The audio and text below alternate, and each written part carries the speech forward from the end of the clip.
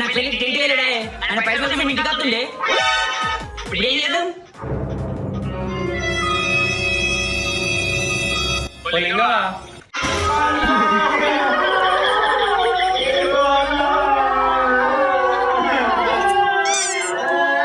ఏమైందమ్మా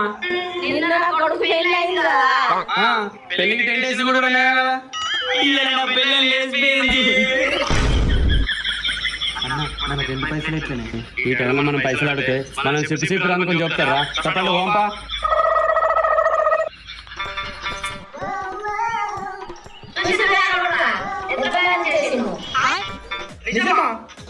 ఏంద్రా